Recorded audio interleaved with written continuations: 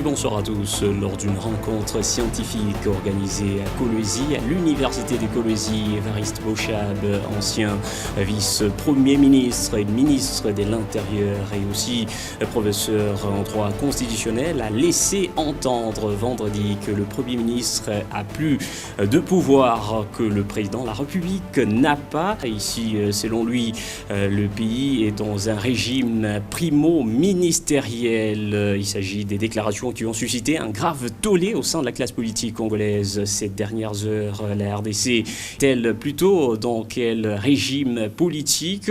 Le régime primo-ministériel secoue autant des questions qui trouvent réponse dans la question d'actualité. Mesdames et messieurs, bonsoir et bienvenue à tous dans votre émission d'entretien qui reçoit en ce numéro le professeur Banza Malalé. Il est constitutionnaliste et aussi président du parti politique Apréco qui est avec nous sur ce plateau, à qui j'ai dit bonsoir et bienvenue, cher professeur. Merci bien. Et voilà, professeur, nous parlons de cette déclaration vendredi du professeur Évariste Bochab, l'un des constitutionnalistes du pays, affirmant que c'était lors de la rencontre scientifique à Kolwezi, à l'université de Kolwezi. Il affirme que le Premier ministre a plus de pouvoir que le président de la République si on appliquait de manière orthodoxe, d'après ses propos, ce que dit la Constitution en ce qui concerne le pouvoir, des déclarations qui ont suscité une pluie des réactions, des vives empreintes au sein de la classe politique congolaise. Vous avez celle des réactions, entre autres, du professeur André Mbata. Et ici, l'autre réaction, vous avez Adam Bombolé. La question est de savoir, la RDC se retrouve dans quel régime? Oui, merci beaucoup pour la préoccupation, parce que on ne peut pas refuser à Évariste Bochab la qualité d'être un savant, d'abord. Moi, j'ai du respect très particulier pour lui, d'autant plus qu'il est parmi mes géniteurs scientifiques. Du temps où moi, j'ai connu Évariste Bochab, le 13 juin 2009, lors de la soutenance de ma thèse à l'UNIKIN, qui devait être soutenu ici à l'UNILU, mais d'ordre de la sollicitation de certains diplomates qui étaient intéressés, il y a eu délocalisation et j'ai rencontré Évariste Bochab. Et à ce titre très précis, il s'agit d'un savant. Ne demandez pas à un savant d'être comme tout le monde. C'est tout à fait normal que ceux qui ne connaissent pas ce que est le rôle d'un savant, ils ne peuvent que crier dans un sens ou dans un autre. Vous citez Adam Bombolé, le oui, président du parti ESECO. Oui. Donc, est-ce que c'est en sa qualité de président qu'il peut discuter avec un savant ou en qualité de savant qu'il peut échanger avec un collègue savant? Donc, c'est sans objet. Je parlerai du professeur Mbata. Oui. Lui, il s'est illustré depuis un temps en autoproclamation des meilleurs constitutionnalistes de l'Afrique même. On ne sait pas de quelle université il a obtenu ce titre. Moi, une fois, j'ai échangé avec lui du temps qu'il insultait le président du Sénat en la personne de Tambwe Mwamba Alexis, qu'il vient de l'université du Burundi, qui vous a déjà dit qu'au Burundi, il y a des constitutionnalistes. C'est des attitudes peu élégantes que l'on ne peut pas trouver dans les milieux scientifiques. Ce que lui connaît dans les milieux scientifiques, d'autres ignorent. Et ce que d'autres aussi connaissent, lui ignore. Mais s'il trouve une éminence en la personne d'Évariste Bochab qui parle, la moindre des choses, c'est de se taire. Oui, c'est savant. C'est un concept savant qui n'existe pas dans l'école romano-germanique. Pour le professeur André Bata, il parle d'une aberration en droit constitutionnel qui pourrait être compréhensible dans le droit constitutionnel congolais et droit constitutionnel. Oui, la nature.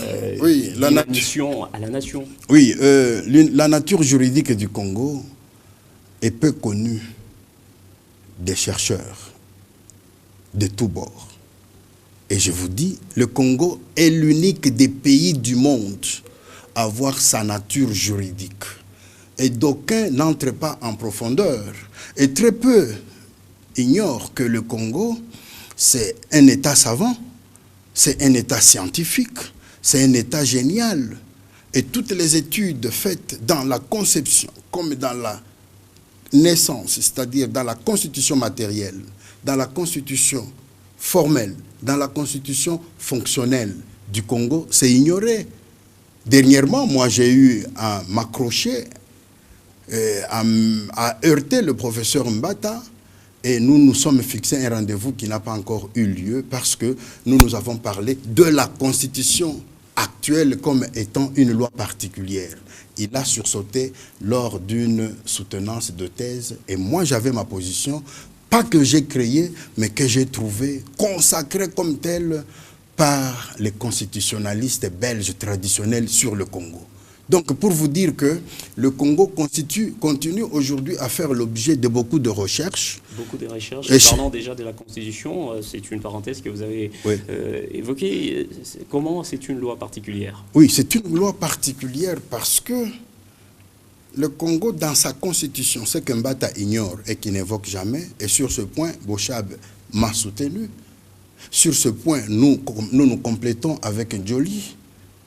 Le Congo, c'est un État composite où on trouve dans sa composition, lors de sa naissance, on trouve deux jumeaux, un Congo politique et un Congo non politique. Ça, vous ne le trouverez jamais dans l'étude faite par Mbata. Nous avons commencé à l'origine du Congo depuis 1860 pour dégager les aspects juridiques que vous ne rencontrerez pas dans l'étude que Mbata mène. Donc, pour vous dire ici qu'il ne faut pas que l'on dise...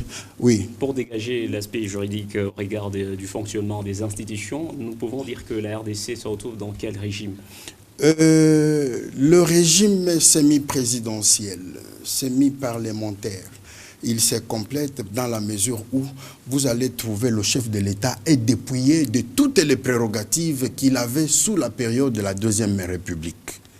Aujourd'hui, le chef de l'État devient un conducteur d'un grand bagage, lequel bagage est mis à la disposition du Premier ministre ou du gouvernement pour exécuter les affaires qui sont dégagées au niveau du législatif. En quelque sorte, le président de la République ne peut nommer le Premier ministre que quand celui-ci obtient la majorité parlementaire. Donc, le Premier ministre a des comptes à rendre au Parlement. En plus, le président de la République ne peut pas révoquer le Premier ministre sans qu'il ne soit appuyé par le Parlement. Ce qui fait que le pouvoir du Premier ministre est attaché par la main droite au chef de l'État, par la main gauche au Parlement, et les deux poursuivant une assignation bien déterminée. D'où nous ne pouvons pas nous comparer avec d'autres régimes très rigides qui vous disent que c'est un régime présidentiel, c'est-à-dire le président de la République, le Premier ministre n'a des comptes à rendre qu'au président.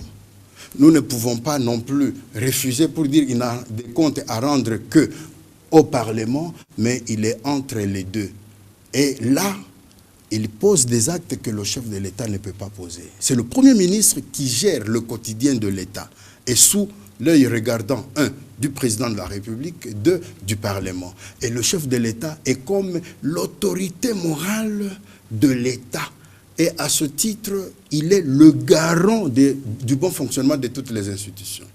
Il peut solliciter la révocation d'un Premier ministre par le Parlement si celui-ci dévie par rapport au programme qu'il arrête.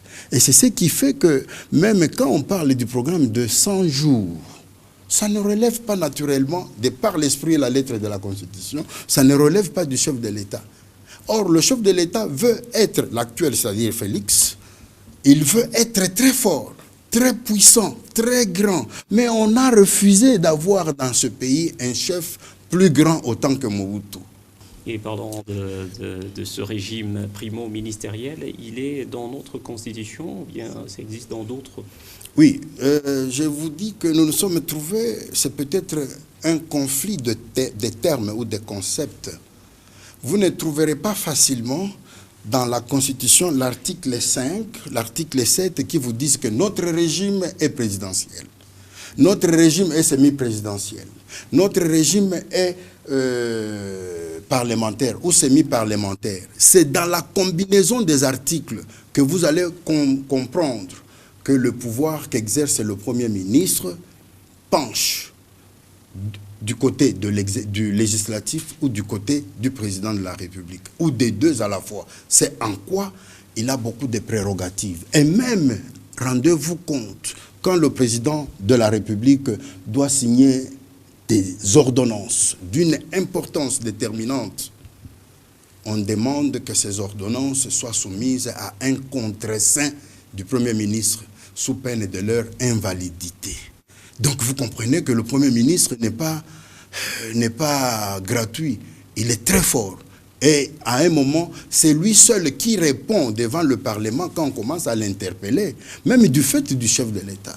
Comme le programme de 100 jours aujourd'hui, il est difficile d'interpeller le Premier ministre, on doit l'en interpeller.